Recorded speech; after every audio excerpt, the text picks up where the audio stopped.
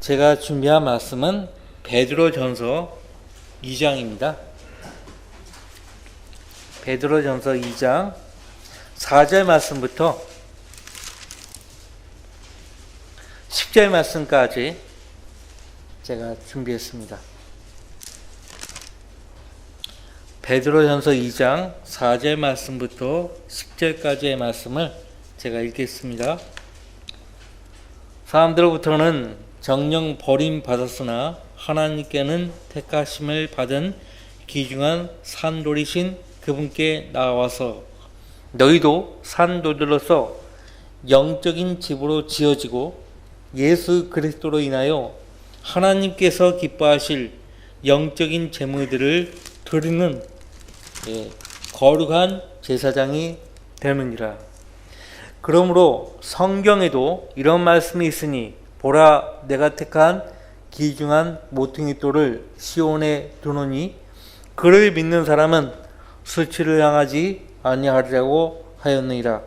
그러므로 믿는 너희에게는 그가 귀중하나 불순종하는 자들에게는 건축자들이 버린 그 돌이 모퉁이의 머릿돌이 되고 또 넘어지게 하는 돌과 거치는 반석이 되었으니 곧 불순종함으로 말씀에 걸려 넘어지는 자들에게니라.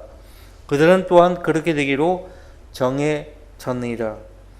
그러나 너희는 선택받은 세대요 왕같은 제사장이며 거룩한 민족이요 독특한 백성이니 이는 너희를 어둠에서 불러내어 그의 놀라운 빛으로 들어가게 하신 분의 덕을 너희로 선포하게 하려는 것이니라. 너희가 전에는 백성이 아니었으나 이제는 하나님의 백성이며 전에는 자비를 받지 못했으나 이제는 자비를 받았느니라. 자, 이 말씀을 위해서 기도하겠습니다. 자비가 풍성하신 아버지 하나님, 다시 저희를 오전 예배로 불러주시고 주님 앞에 영광의 진리로 다가설 수 있도록 은혜를 베풀어 주셔서 감사합니다. 이 시간 저희는 마음을 다하고 온 생각을 다해 주 예수 그리스도 이름으로 아버지 하나님을 드높이기를 간절히 원합니다. 우리 마음을 받아주시고 방금 저희가 들은 이 말씀에 기름 부어 주셔서 저희가 사도 베드로를 통해서 하나님께서 명령하신 이 명령대로 신실하게 행하고 있는가에 대해서 다시 한번 점검하는 시간을 갖고자 합니다.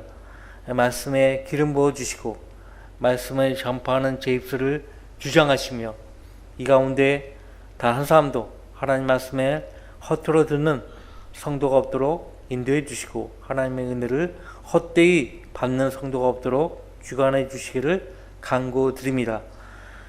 주님께 온전히 의탁드리고 악이 역사하지 않도록 도와주시며 이 예배를 통해서 하나님을 더욱더 영화롭게 하는 귀한 시간 될 수 있도록 인도해 주시기를 간구드리며 곧 오셔서 저희를 데려가실 주 예수 그리스도 이름으로 기도했습니다.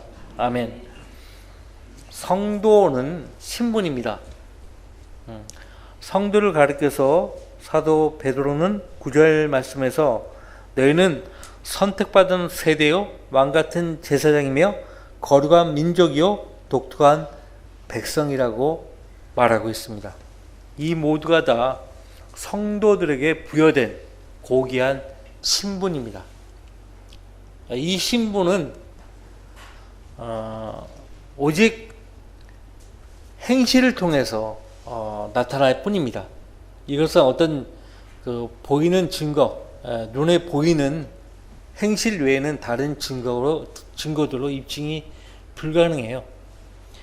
오직 우리 삶을 통해서만 이 신분이 드러날 뿐입니다. 오늘날 성경으로 있는 성도들은 이 시대의, 현 시대의 표준입니다. 마치 광장의 시계탑과 같습니다. 시계탑에 그 시계가 망가지면요, 그 시계를 바라보는 모든 사람이 약속을 못 지키게 되는 거예요. 마치 시계탑의 시계와 같은 것입니다. 그 시계탑의 시계를 자기 손목시계, 잘못된 손목시계 고치잖아요. 바로 잡지 않습니까? 성경을 읽다가 모르는 부분을 만나게 되면 성경대로 있는 지역교회에 문의를 하게 돼요. 제가 말씀을 읽다가 모르는 부분을 맞췄는데 어떻게 해야 될지 모르겠습니다. 도와달라고 하면 성경대로 잘 이해하기 쉽게 설명해 주죠. 말씀 모자라게 그 바이블 마스터 성경 지리 묻고 답하는 거기 들어가면 막 질문들을 많이 하죠. 질문에 대한 답들을 성경적으로 우리가 하고 있습니다. 이 생활 의식 또 생활 수준 그 다음에 이 모든 것을 하나님 말씀의 근거를 두고 우리는 실행에 옮기기 때문에 사람들은 현 시대의 표준으로 성경대로 있는 성도들을 보는 것입니다. 우리는 그 어디에서나 또 언행에 있어서 삶에 있어서 귀감이 되어야 합니다. 어떤 사람을 만나든 영향을 받지 않고 오히려 우리가 좋은 영향을 끼쳐야 되는 거예요. 직장에서는 요행을 부리는 사람들과 달리 더 열심히 더 정직하게 우리는 일을 해야 하는 거예요. 우리에게는 하늘에 더 두려운 주인을 모시고 살기 때문입니다.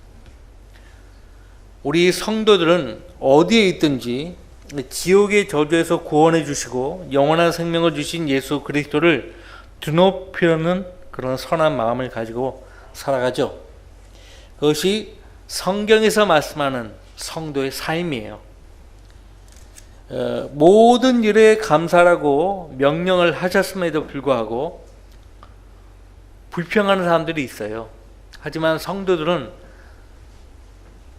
불만을 감사로 승화시키는 그런 능력을 소유한 사람들입니다.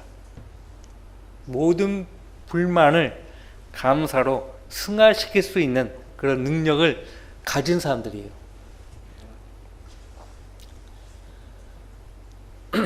하나님과 성도들에 대한 사랑이 식어버린 사람들에게는 불평만 늘어놓지요. 자기가 하나님과 다른 성도들에게 청지기인 것을 의식하지 않으면 감사하는 마음이 생기지 않습니다. 섬기려고 감사하는 마음으로 섬기려고 애를 쓰지도 않아요. 그런데 사도 베드로가 베드로전서 4장 7절부터 12절에서 이렇게 권면을 하고 있습니다. 읽어드리겠습니다. 만물의 마지막이 가까웠으니 그러므로 너희는 정신을 차리고 깨어 기도하라. 무엇보다 서로 뜨겁게 사랑하라. 이는 사랑이 허다한 죄들을 덮기 때문이니라. 불평하지 말고 서로 대접하며 각 사람이 받은 은사대로 하나님의 다양한 은혜를 맡은 선한 청지기같이 서로 섬기라. 만일 누가 말하려거든 하나님의 말씀처럼 말하고 또 누가 섬기려거든 하나님께서 공급하시는 능력으로 하는 것처럼 하라. 이는 모든 일에 예수 그리스도로 말미암아 하나님께서 영광을 받으시게 하려 함이니 그분께 찬양과 권세가 영원토록 있느니라. 아멘. 모든 일에 신실하신 하나님께서요, 우리 자신과 늘 동행하신다는 사실을 의식한다면 감사가 넘치지 않을 수 없어요. 그죠? 이 세상은요, 하나님을 두려워하며 사는 사람들보다 그렇지 않은 사람들이 더 많습니다. 어떤 사람들은 자기를 그리스도인이라고 여기면서도 하나님을 전혀 의식하지 않은 채 세상 사람들보다 더 타락한 삶을 살아가는 거예요.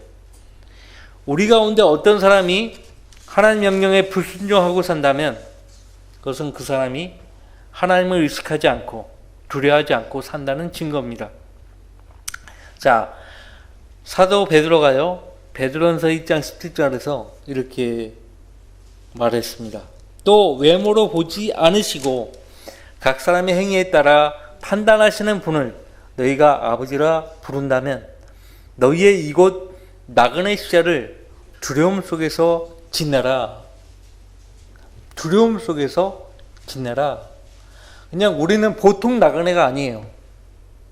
보통 나그네가 아니기 때문에 순례자라고 말합니다. 페이그림, 순례자예요. 어디를 향하는 순례자인가? 우리 모두의 어머니, 위에 있는 예루살렘을 향해서 가는 순례자들이에요. 지금 현재 우리가 머문 이곳은 우리가 영원히 있을 곳이 아닙니다. 임시적으로 있는 곳이에요. 자, 사도 베드로는 베드로 전후서를 통해서요, 구원받은 죄인이 이 지상을 살아가면서 구원받은 것이 전부가 아님을 인지시켜주고, 그렇기 때문에 순수한 말씀의 젖을 사모할 것을 당부합니다.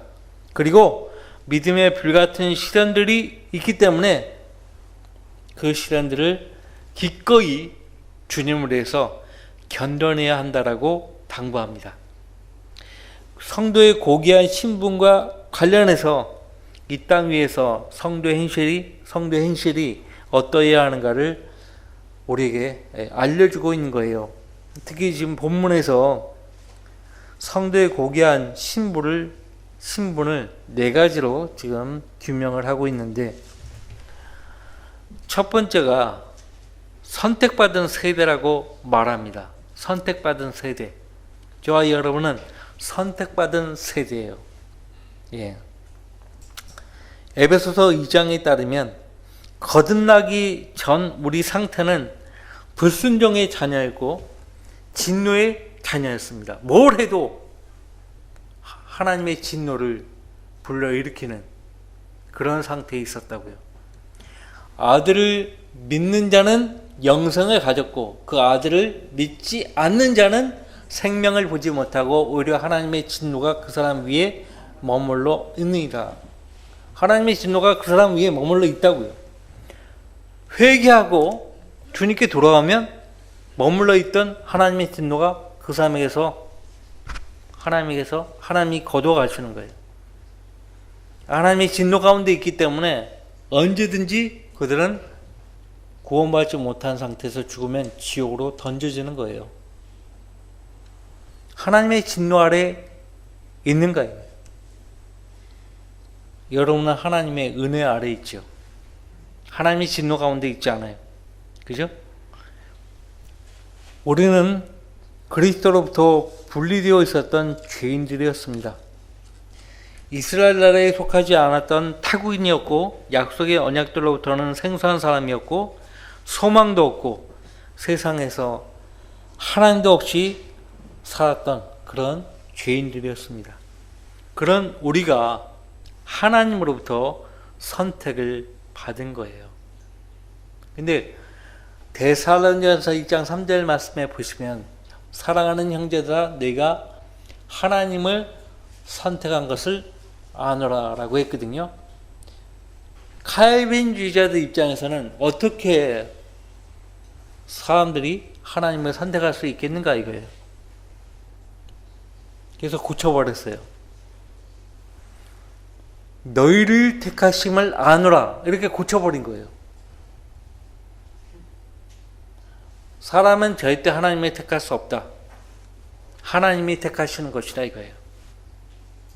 물론 본문에서는 하나님께서 우리를 택하셨다라고 말합니다. 하나님이 우리를 택하시기 전에 우리가 먼저 복음에 순종하고 예수 그리스도를 택하는 거예요. 예. 마귀의 손을 뿌리치고 예수 그리스도의 손을 잡은 거예요. 택한 거예요. 그러면 하나님께서 저와 여러분을 그 아들 안으로 택하시는 거예요. 예. 우리가 그분을 붙잡기 전까지는요, 하나님께서 우리를 택하실 수가 없어요.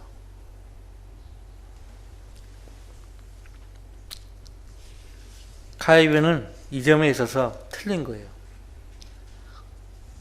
가야비는 선택의 시점을 창세 전으로 돌리잖아요. 예. 창세 전에 구원받을 사람과 구원받지 못할 사람을 결정하셨다. 예, 그렇게 칼빈이 주장하는데 성경 어디에도 그런 말은 나오지 않습니다. 하나님이 선택하시는 것은요, 하나님의 의지에 따라 그분의 미리 아심에 의해서 택하시는 거예요. 여러분들 잠깐 베드로전서 1장 2절 말씀 보세요.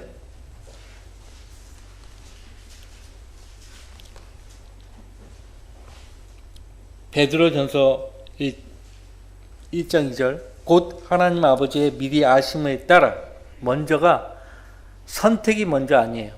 미리 아심이 먼저예요. 하나님이 알고 택하는 거죠. 그죠? 먼저 아는 것이에요. 하나님 아버지의 미리 아심에 따라 성령의 거룩해 하심을 통하여 순종함과 예수 그리스도의 피뿌림으로 택함 받은 자들에게 편지하노니 은혜와 평강이 너희에게 충만할지어다. 네.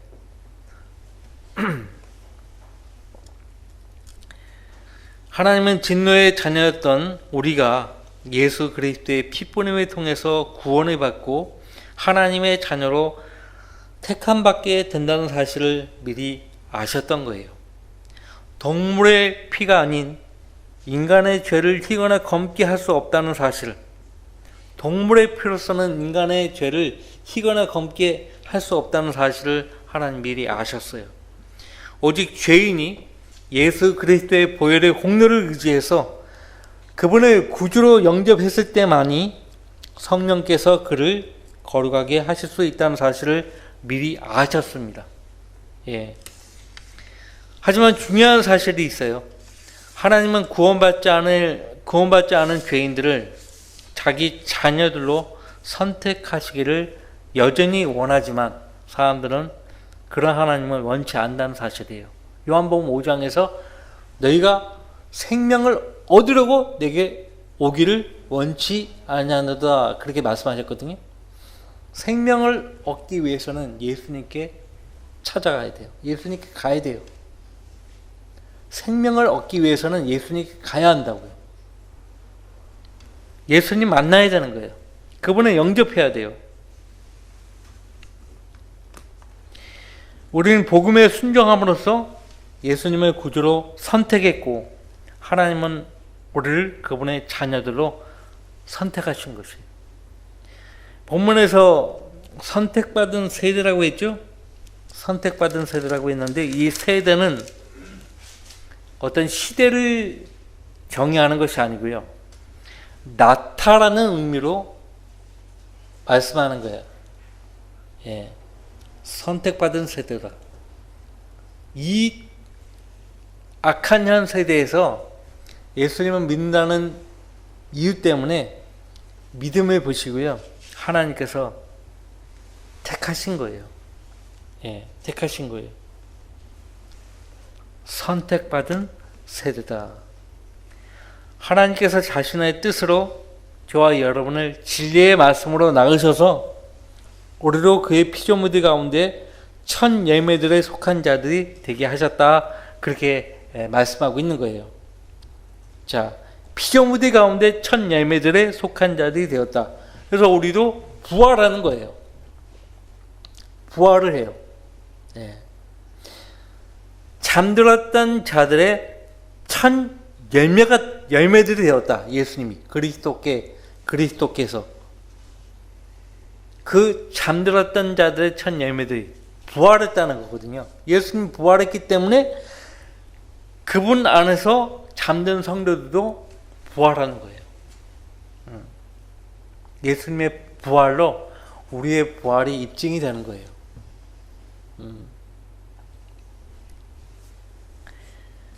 자, 마귀는 저와 여러분을 버렸지만 예수님은 저와 여러분을 입양해서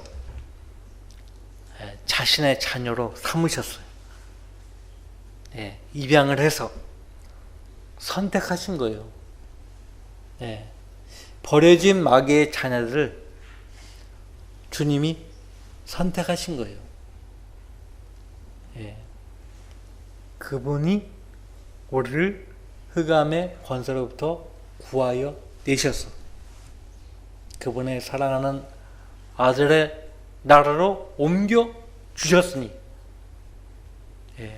그 안에서 우리가 그의 보혈을 통하여 구속 곧 죄들의 용서함을 받았느니라. 흑암의 권세로부터 구하여 내셨다. 누가? 예수 그리스도가.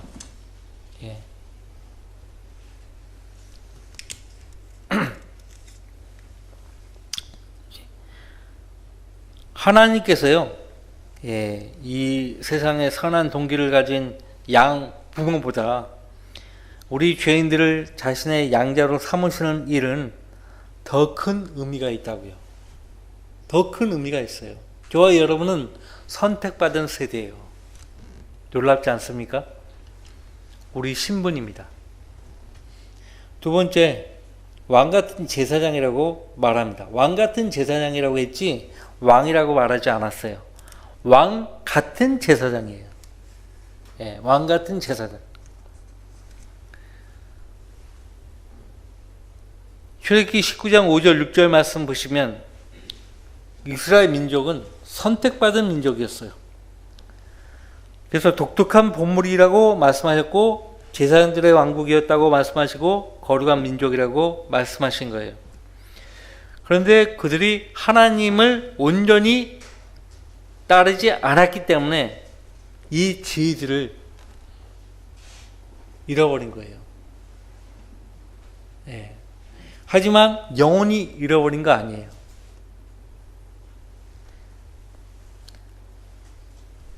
하나님과의 언약을 그들은 먼저 파기했어요. 그것을 가리켜서 이혼증서라고 말합니다. 이혼증서. 하나님이 그들을 버린 거 아니에요. 그들이 먼저 하나님 버린 거예요. 그래서 이혼증서를 쓰라. 근데 이 이혼증서를 헬라어로 하면요, 배교한 성경이 되는 거예요. 배교한 성경.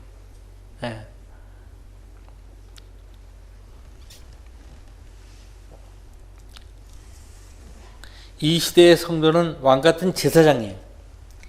아직은 왕이 아니에요.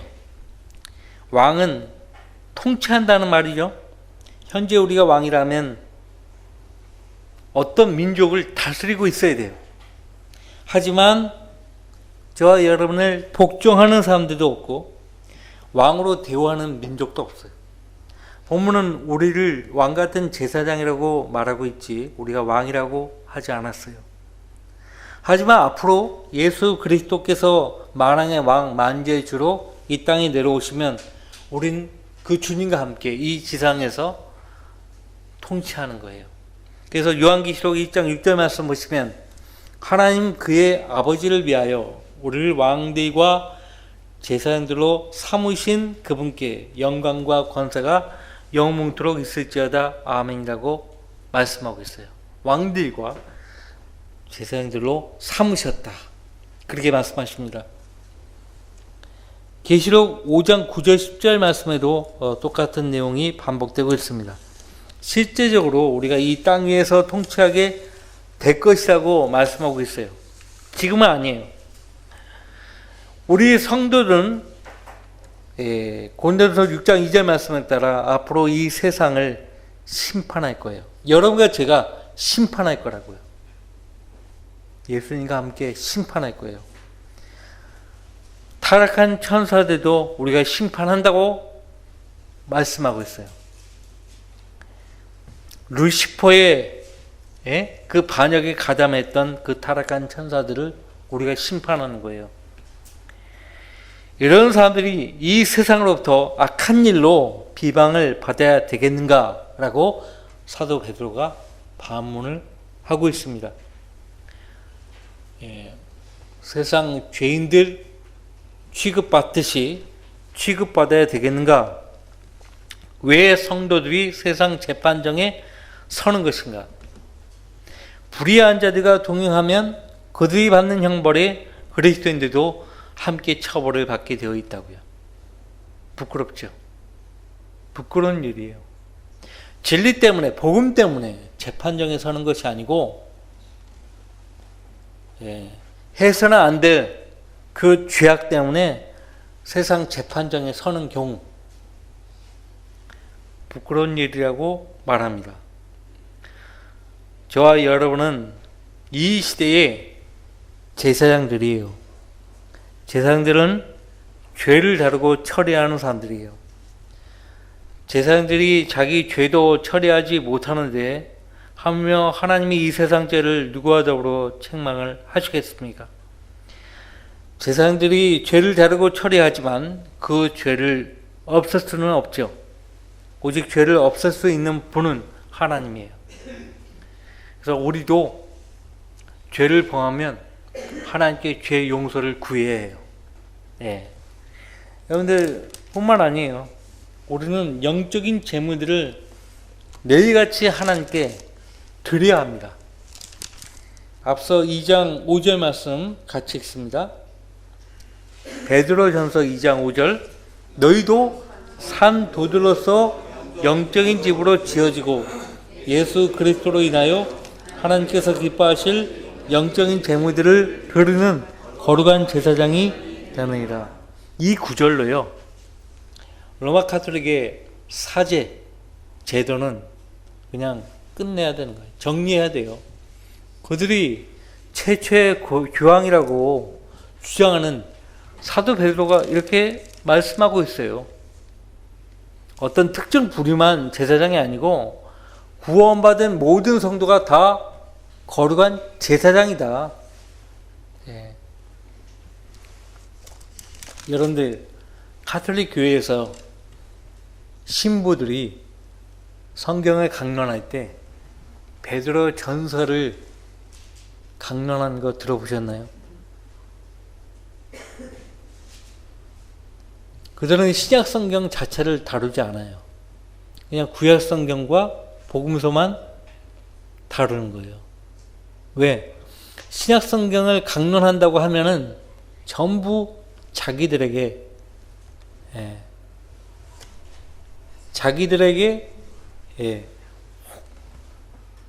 저촉이 되는 그런 말씀들을 많이 놔주시기 때문에 그게 싫으니까 아예 강론 자체를 하지 않는다고요. 강론을 한다 해도요, 부분적으로 하는 거예요. 우리처럼 성경 자체를 놓고 공부하지 않아요, 그 사람들은. 그러니까 외경이나 이런 것들 갖다 놓고 공부하는 거예요. 우습죠? 이 지금 5절 말씀과 9절로 끝나는 거예요. 정리가 되는 거예요, 그냥 한 번에. 로마 카톨릭은 이 5절과 9절로 그냥 끝나는 거예요. 사람들이 성경으로 돌아간다면 자기가 지금 추구하는 것이 합당치 않다는 것을 깨닫게 된다고요. 진리를 찾게 된다고요. 왕과 제사장 그리고 선자는 하나님께서 기름 부어 세우신 일꾼들입니다. 성경에서 왕이면서 제사장 직분을 수행했던 사람들이 여럿 나오죠. 모세가 그 중에 한 사람이었죠. 두 번째, 재판관계에 나오는 재판관들도 마찬가지예요. 그리고 다윗이 그러했다고요. 마지막으로 신약시대에 지금 저와 여러분들이 그러합니다. 오늘 저는 우리가 지금 제사장 직분을 수행하고 있기 때문에 이 직분에 대해서 좀 더 시간을 할애하려고 해요. 제사장은 신약 하나님과 가장 가까운 그 자리에 서 있는 사람이에요. 구약시대의 제사장들과 신약시대의 제사장들에게 공통점이 있어요. 그것은 하나님 명령에 따라 행동하고 제물을 드리기 전에 자신을 주님께 먼저 드린다는 점에서 일치합니다. 그리고 제사를 집전하기 전에 제일 먼저 노제단에 가가지고요, 자기 자신을 심판해요. 거기에 물띠아가 있어요. 노수로 만든 물띠아가 있다고요. 그 물띠아가 하는 역할은 무엇인가 하니까요, 제사장이 이제 자기의 손과 발을 씻기 위해서 엎드리잖아요. 엎드리면 자기 얼굴뿐만 아니라 전체가 그 물에 비추입니다. 솔로몬이 성전을 지을 때 바다라고, 그 옛날 과거 노띠아, 그 물띠아 역할을 하는 거예요. 바다. 그래서 비추이게 만들어 놨어요. 우리가 하나님 말씀을 펼치면 그 말씀을 통해서 우리 현재 모습이 고스란히 가감없이 투영이 되죠. 투영이 돼요. 근데 성경을 보면서도 자기 모습을 보지 못하는 사람들이 있어요. 육신적인 상태에서 성경을 읽을 수 있는 거예요. 육신적인 상태에서 성경을 읽어봐야 소용없어요. 자기를 보지 못하면 바로 잡혀지지 않아요. 자, 자기를 심판했을 때 잘못된 부분이 드러나게 되면 물로써 자신을 깨끗하게 한다는 것이 구약의 제사장들과 현재 우리 신약시대의 성도들과 같습니다.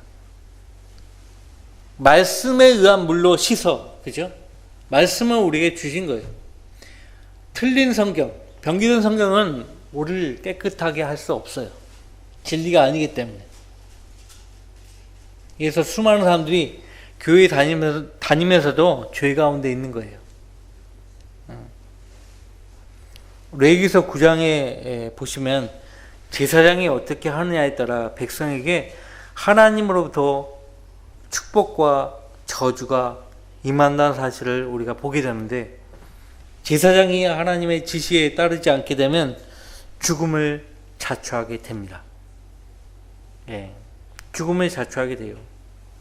제사장이 죽기 전까지는 하나님의 기름 부으심은 유효했죠.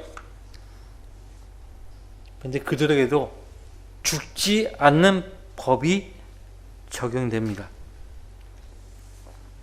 죽지 않다면 레위기서 8장 35절 말씀에 보시면 성막을 떠나서는 안 되는 거예요. 그들은 성막에서 서서 하나님을 섬기게 되어 있는 사람들이에요. 그런데 자기 직무가 아직 완수되지 않았음에도 불구하고 성막을 떠나버렸다 그러면 죽을 수 있는 거예요. 성도들도 죄를 짓게 되면 하나님의 임재에서 벗어나게 되는 것이 되고, 그것은 죽음을 자초하는 것이 되는 거예요. 로마서 8장 14절 말씀대로 육신대로 살면 죽고 성령에 따라 살면 사는 거예요. 육신을 따르면 죽고 성령을 따르면 사는 거예요. 육신적인 사람들은 죄와 사망의 법에 종로로 타고 사는 거예요. 하지만 성령을 따라 행하는 성도들은 성령의 생명의 법 아래 사는 겁니다. 레위기서 10장에 따르면 하나님께서 지정하신 방법대로 수행하지 않게 되면 죽임을 당해요. 두 아론의 아들들이 죽임을 당했어요. 나답과 아비후. 하나님이 불을 붙이셔야 되는데 하나님이 불을 붙이지 않으시니까 자기들 마음대로 다른 불을 가져오는 거예요. 다른 불. 성령님의 도움이 아니고 인간적인 방법으로 사역을 한다. 그러면 그건 하나님이 기뻐하지 않아요. 거기서 어떤 열매도 나올 수가 없어요. 우리가 성경에서 울사를 보죠. 울사의 실수라고 성경은 기록하고 있죠. 자격이 없어요. 자격이 전혀 없는 사람이에요. 언약궤를 짊어지고 이동할 수 있는 자격자는 레위 지파 제사장들 뿐이에요. 레위 지파 제사장이 아니에요. 소가 언약궤를 싣고 가는데 흔들리는 거예요. 언약궤가 떨어지면 안 되는데, 인간적인 발상이죠. 하나님의 일은 인간적인 발상, 인간적인 방법으로 하는 거 아니에요. 실수가 뭐예요? 잘못이에요. 잘못이 뭐예요? 허물이에요. 허물이 뭐예요? 죄예요. 그러니까 우사는 그것이 죄라는 걸 모르고 행동하는 거예요. 무지도 죄입니다. 레위기서에 의하면 무지도 죄예요. 부지 중에 범하는 그 실수에 대해서도 죄 용서가 필요함을 말씀하고 있지 않습니까? 레위기와 민수기에 제사장들과 관련되어서 그래야 죽지 아니하리라, 이런 말씀이 반복되어 나옵니다. 그래야 죽지 아니하리라. 죽을 수 있다는 거예요.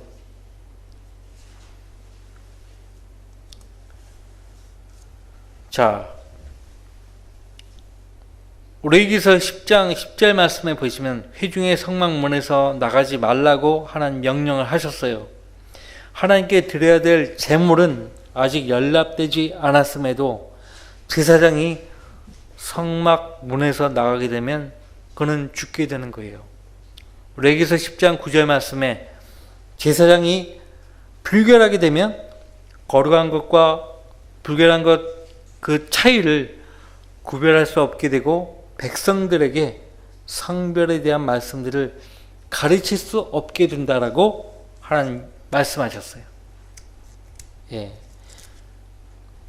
본인도 구별하지 않고 행동하는데 어떻게 백성들에게 이것은 거룩하다, 이것은 불결하다, 어떻게 가르칩니까? 무엇보다도 제사장들은 자기 임의대로 행동할 수 없다고 말씀하세요. 하나님 명령에 따라 행동해야 돼요. 우리의 대제사장은 예수님이죠. 예수님도 하나님의 뜻대로 오셨고 하나님 뜻대로 행하셨어요. 우리는 주님을 바라보고 이 영광스러운 직분을 감당해야 합니다. 오늘날 제사장인 성도들이 마땅히 수행해야 하는 일이 있어요. 구약시대에 제사장들이 구약성경을 기록하고 보존하는데 하나님께 쓰임받았죠. 그래서 하나님은 신약시대에서도 여전히 우리 제사장들인 성도들을 불러서 성경을 기록하고 보존하게 하시는 거예요. 신약성경. 구약성경은 잘 보존되었어요. 예, 잘 보존되었고요. 유대인들은 이 변개된 구약성경을 거들떠보지도 않았어요. 구약성경은 아주 틀림없이 보존이 잘 되었습니다. 사회사본은요, 그 성경 아니에요. 성경 아니라고.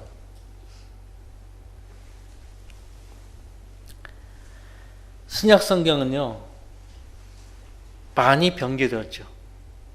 하지만 우리가 지금 현재 읽고 있고 믿고 있고 붙잡고 있는 이 거룩한 말씀, 이 말씀은 앞서 우리 믿음의 선배들이 자기 목숨과 맞바꿨어요. 예. 목숨과 맞바꿔서 성경을 보존했다고요. 이 성경을 우리가 지켜야 돼요. 할례받지 않은 자들의 손으로부터 이 성경을 지켜야 되는 거예요. 누군가가 성경을 고치려고 하면은 못 고치게 해야 돼요. 세 번째, 거룩한 민족이라고 말씀하고 있죠. 처음에 하나님은 이스라엘 민족을 거룩한 민족으로 부르셨어요. 하지만 그들은 분별하는 민족으로 전락했죠. 그들을 부르신 하나님의 계획은 원대했습니다.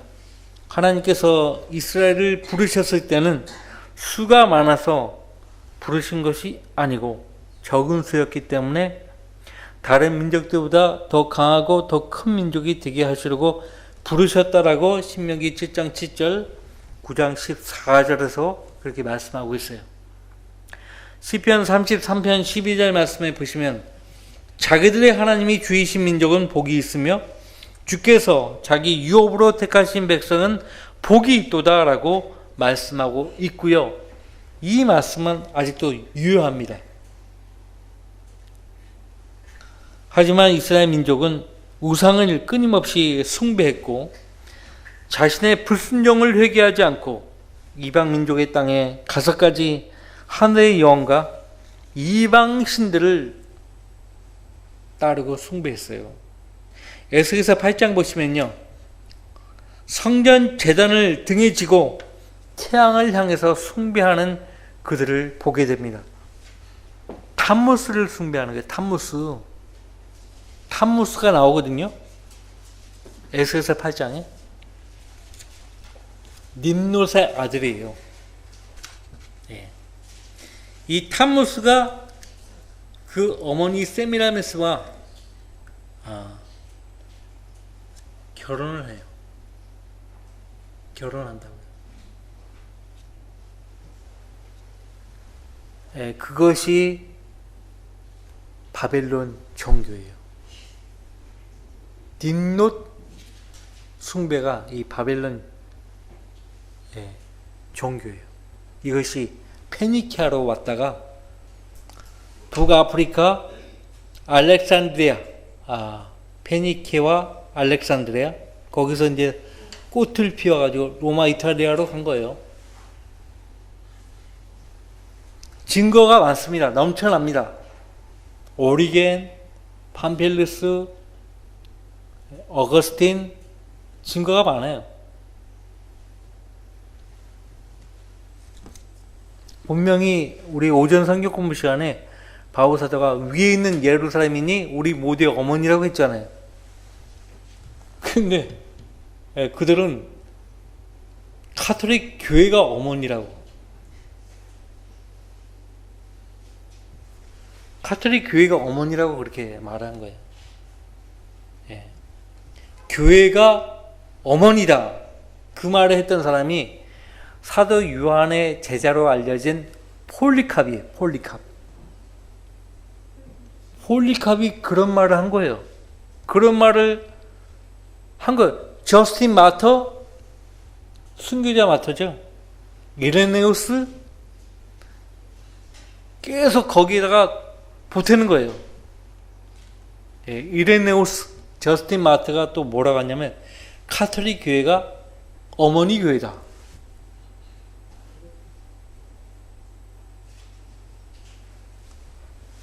무섭죠. 근거 구조를 제시하는데 그 갈라디아서 4장 26절이에요. 분명 갈라디아서 4장 26절은 땅에 있는 예루살렘을 가리키지 않아요. 위에 있는 예루살렘이다 이거예요. 교회와 아무 관계 없어요.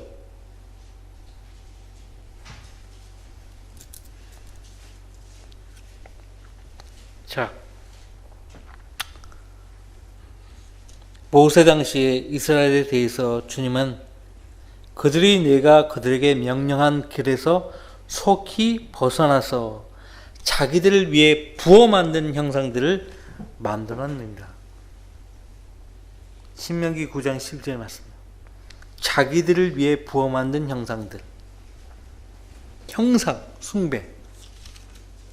성경에서 하나님이 엄히 명령하신, 금하신 그 명령에 역행하는 거예요. 카톨릭은. 카톨릭 성당이라고 하는 곳 들어가면 전부 형상 아닙니까? 형상 숭배. 혹시 여러분들 집 안에 십자가라든지 마리아 형상이라든지 그런 거 있으면 다 갖다 버리세요. 그런 것들을 통해서 악한 영들이 여러분 집안에 거주하는 거예요. 자,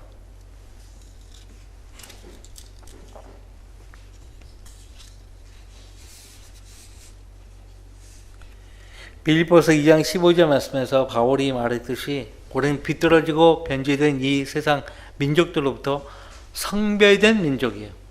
거룩한 민족.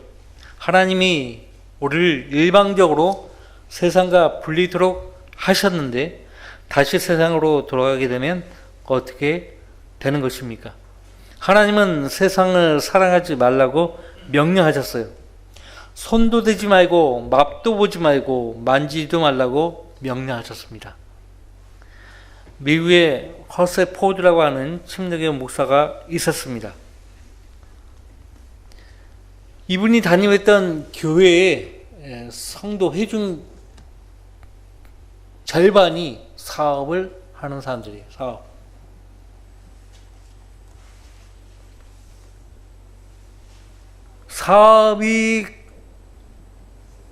사업을 많이 하다 보니까 예배를 참석을 안 하는 거예요. 예배를. 고민이죠. 목사님 너무 바빠서 제가 다른 주에 와 있습니다. 그래서 이번 주 예배는 부득이 참석을 못하고 갔습니다. 그런 전화만 계속 받는 거예요. 심각하죠?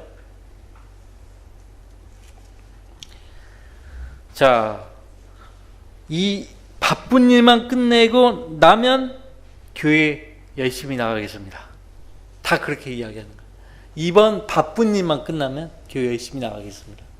근데 그렇게 말했던 사람들은 교회로 다시는 돌아오지 않았다라고 말합니다. 목사는 항상 회중의 안녕만을 생각하는 사람이에요. 그죠?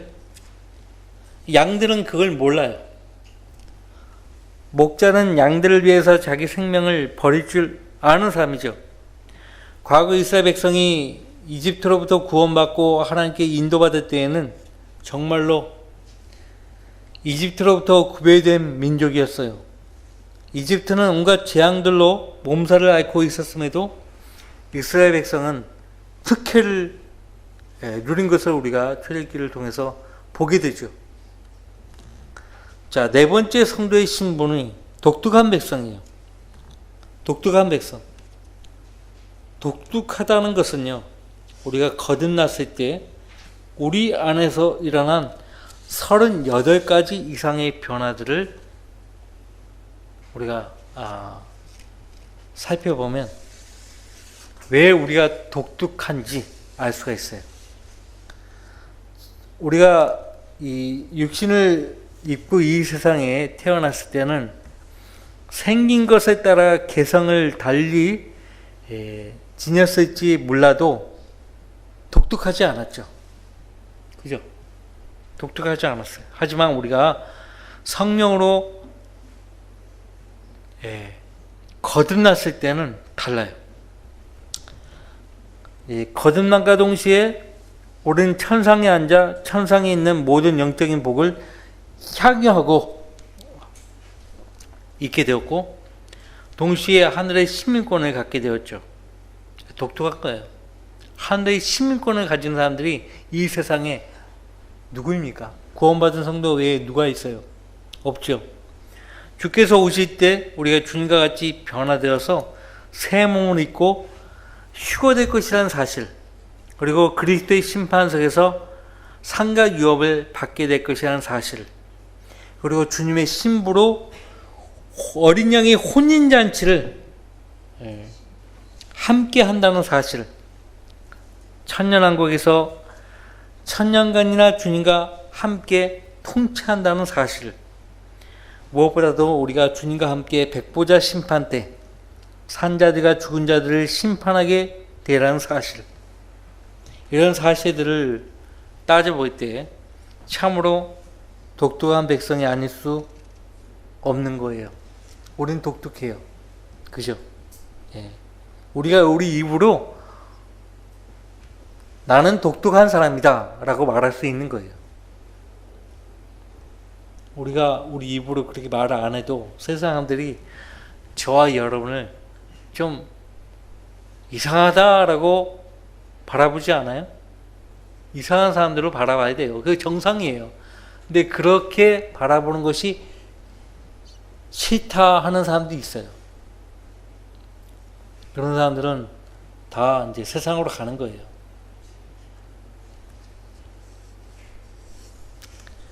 성도가 세상에서 인정받으려고 하면요, 그때부터 그는 망가지게 돼 있다고요. 예수 그리스도를 시인해야 할 자리인데도 시인하지 않고 마귀 자식들과 놀아나고 예수님을 비방하는 자리에 앉아서 입도 뻥끗 못하는 그런 비참하게 사는 사람들이 있어요. 예. 자, 결론적으로 하나님께서 우리에게 이렇게 고귀한 신분으로 부르신 까닭이 있습니다.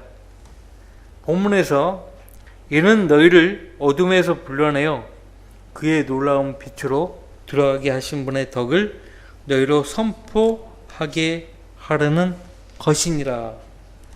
덕이라고 했죠. 도덕 그 이상을 말을 하는데 이 말씀에 의하면 이 덕이 선포하는 덕은 어떤 것이냐 하니까 복음이에요. 우리가 복음을 선포하는 거죠. 그죠? 복음을 선포하게 하시려고 저와 여러분을 어둠에서 불러내셨다는 거예요. 흑암의 권세로부터 구하여 내셔서, 흑암의 권세로부터 구하여 내셔서. 그래서 우리는 어둠의 자녀들이 아니에요. 빛의 자녀들이 되었습니다. 디도서 2장 14절 말씀에 그가 우리를 위하여 자신을 주신 것은 우리를 모든 죄악에서 구속하시고 자신을 위해 정결케 하사 선한 일에 열심을 내는 독특한 백성이 되게 하려 하십니다. 일반 교회 목사들은 이 선한 일을 다르게 이해하는 거예요. 그냥 불우한 이웃들 돕는 거, 그렇게 이해하는 거예요. 아닙니다. 이 선한 일은 복음을 전파하는 거예요.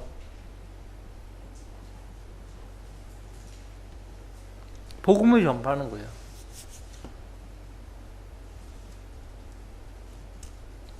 모든 일에는 목적과 계획이 있어요. 글에 핀 잡초 하나도 다 의미가 있다고요. 우리가 하찮다고 보는 한갖 미물조차도 하나님의 영광을 드러내기 위해서 창조된 것임을 우리는 알아야 합니다. 우리에게 이렇게 고귀한 신분들을 주신 목적은 저와 여러분을 구원하신 그 덕을 선포하게 하시기 위함이에요.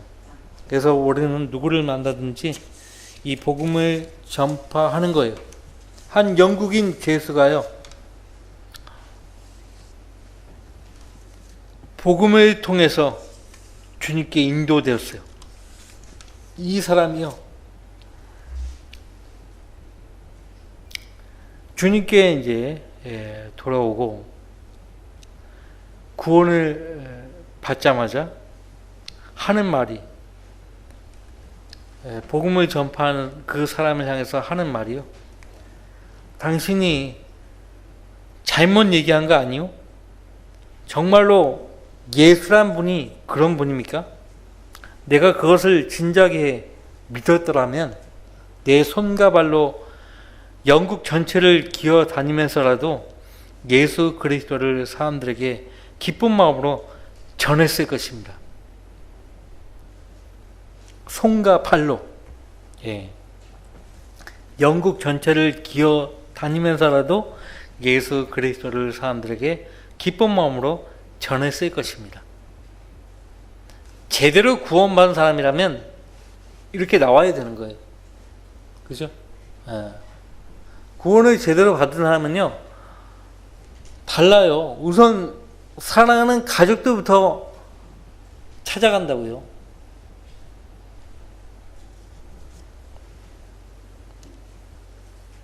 지금은 구원 받았다고 하면서도 뜨뜻미지근해요. 뜨뜻미지근해요. 미동도 하지 않아요. 주님을 위해서 아무것도 하려고 하지 않아요. 이게 이 시대의 모든 사람의 문제예요. 네. 우리는 그 놀라운 구세주가 어떤 분이신가를 매우 잘 압니다. 하지만 우리는 그러한 주님께 너무나 쌀쌀맞게 대하지 않나요?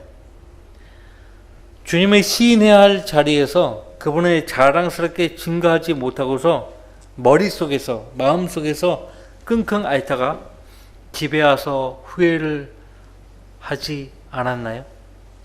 예수님, 여러분 가운데 예수님이 여러분 삶의 최우선의 자리에 안 계시고 누추한 곳이거나 말석에 앉아 계시지는 않습니까? 어떻게 성경 없이 일주일을 보냅니까? 어떻게? 사람이 빵으로만 사는 것이 아니오 하나님의 입에서 나오는 모든 말씀으로 사는 것이라고 했어요. 어떻게 성도라고 하면서 성경 없이 일주일을 보내냐고.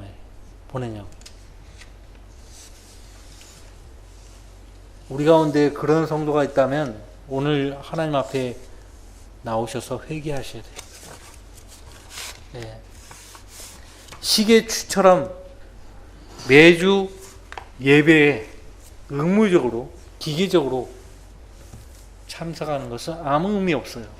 이왕 예배에 참석하는 것 기쁜 마음으로 적극적으로 참석해야죠.